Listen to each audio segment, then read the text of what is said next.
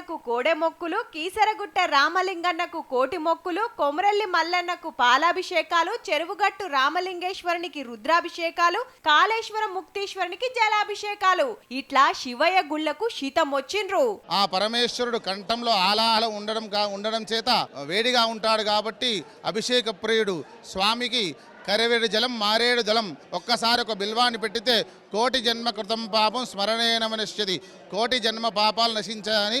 ఎగిలివారక ముందే గంగల తానాలు చేసి దర్శనాలకు లైన్లు కట్టిండ్రు భక్తులు.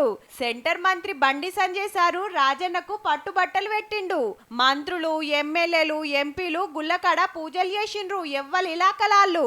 మంచిర్యాల జిల్లా వేలాలగట్టు మల్లన్న జాతరల మొక్కులు తీర్చుకుండు ఎమ్మెల్యే వివేక్ సారు.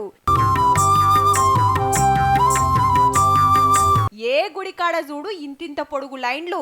తుర్తిగా దర్శనం చేసుకొని ఒక్క పొద్దులున్నారు. ఇంట్లో పొయ్యి కూడా ముట్టి అయినటువంటి మన హిందూ పర్వదినం ఏదైనా ఉందంటే ఈ మహాశివరాత్రి. అభిషేకం చేసుకుంటే ఈ రోజు శివుడి దయ కరుణా కటాక్షాలు లభిస్తాయని ఏది కోరుకుంటే అది ఇస్తాడు దేవుడు. ఐలోని మల్లన్న కాడ పెద్దపట్నం దొక్కుతానికి పోటీలు పడ్డారు. ఎమ్లాడల భక్తులు బగ్గొచ్చే వరకు గంటల కమానం క్యూ లైన్ల నిలబడుడే అయింది. ఆడాడా గేట్లు తుంకిండ్రు. కీసరగుట్టల దర్శనాల కాడ తిప్పలైందని గరమైండ్రు. టికెట్ తీసుకున్న దర్శనం అవ్వలేదు.